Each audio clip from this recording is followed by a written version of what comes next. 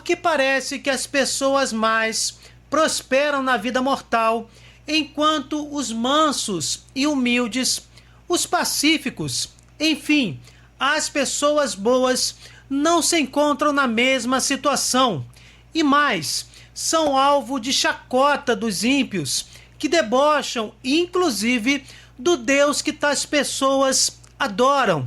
Afinal, porque vemos em muitos casos a prosperidade dos maus e a decadência dos bons. Nos livros mais antigos da Bíblia, verificamos que o prêmio da fidelidade ao Senhor é vida longa, sadia e rica, ao passo que doença e pobreza são a sanção devida aos maus. Vamos ver alguns exemplos do Antigo Testamento. Transtornados, os ímpios não subsistirão, mas a casa dos justos permanecerá firme. Porque os homens retos habitarão a terra, e os homens íntegros nela permanecerão, enquanto os maus serão arrancados da terra, e os pérfidos dela serão exterminados. Entretanto, meus irmãos, as pessoas naqueles tempos constatavam que tal afirmação não se dava nos casos concretos. Parecia ser exatamente o contrário. A experiência contradizia a essa concepção, pois frequentemente os maus pareciam prosperar no plano material, ao passo que os justos sofriam desgraças. Daí a perplexidade de alguns autores sagrados.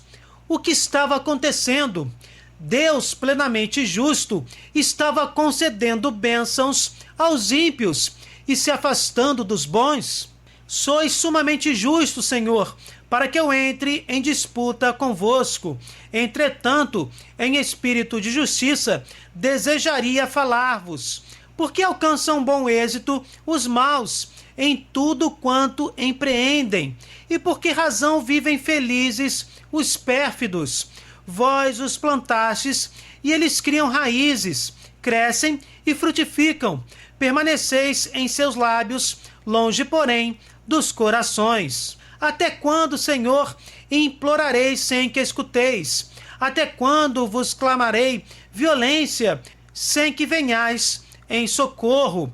Porque me mostrais o espetáculo da iniquidade e contemplais vós mesmo essa desgraça. Só vejo diante de mim opressão e violência, nada mais que discórdias e contendas, porque a lei se acha desacreditada e não se vê mais a justiça, porque o ímpio cerca o justo e a equidade encontra-se falseada. Em outras traduções, o direito aparece torcido. O problema ficou sem resposta até que Israel concebesse a noção de vida póstuma consciente.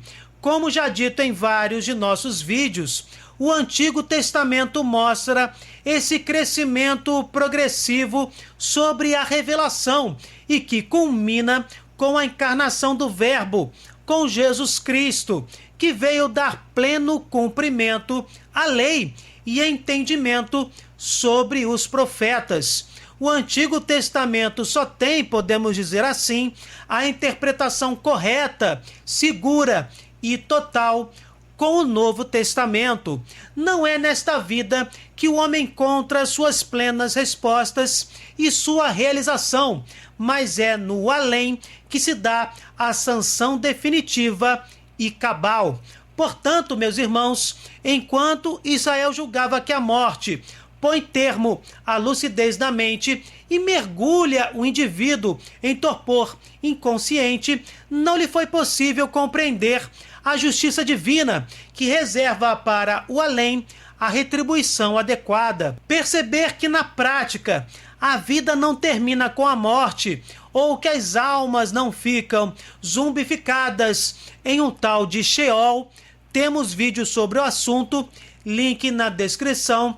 Perceber que a vida continua e que a retribuição oportuna acontecerá pela justiça divina no além. A consciência desta verdade só se tornou clara no século II a.C. Está em Daniel e no segundo livro de Macabeus. Muitos daqueles que dormem no pó da terra despertarão, uns para uma vida eterna, outros para a ignomínia, a infâmia eterna. Os que tiverem sido inteligentes fulgirão como o brilho do firmamento, e os que tiverem introduzido muitos nos caminhos da justiça luzirão como as estrelas, com o perpétuo resplendor. Prestes a dar o último suspiro, disse ele: maldito tu nos arrebatas a vida presente, mas o Rei do Universo nos ressuscitará para a vida eterna, se morrermos por fidelidade às suas leis. E este disse, quando estava a ponto de expirar: é uma sorte desejável perecer pela mão humana com a esperança de que Deus nos ressuscite. Pronunciou em seguida estas nobres palavras: do céu recebi estes membros, mas eu os desprezo por amor às suas leis, e dele espero recebê-los um dia de novo.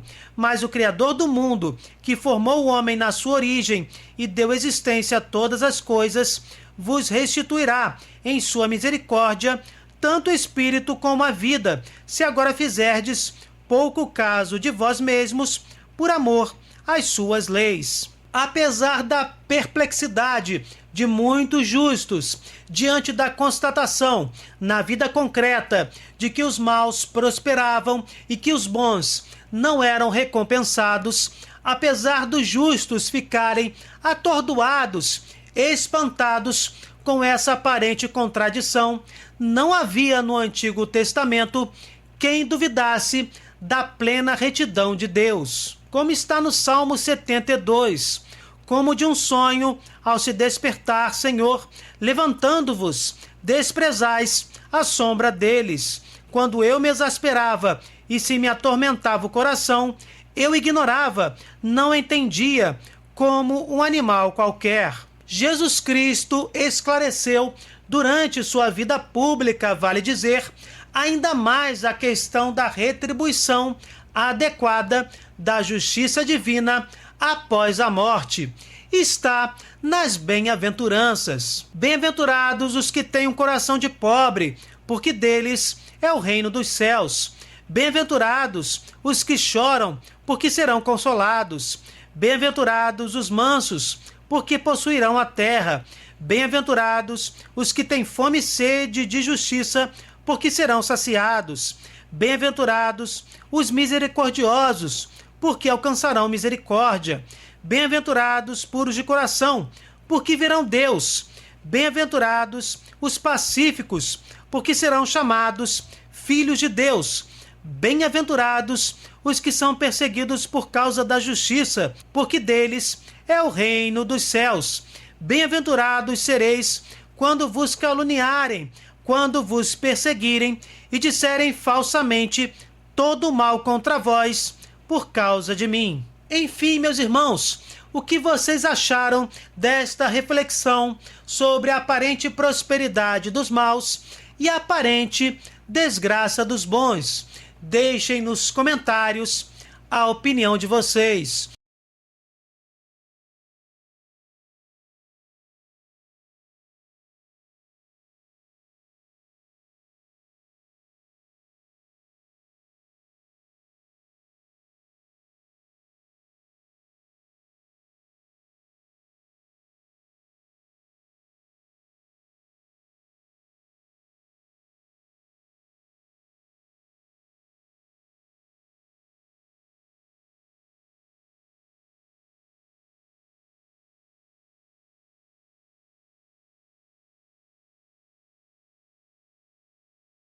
Louvado seja o nosso Senhor Jesus Cristo, para sempre seja louvado. Se vocês gostaram, deixem o seu like e compartilhem. Cliquem no sininho, se inscrevam no canal. Fiquem com Deus, desculpem qualquer coisa e até o próximo vídeo.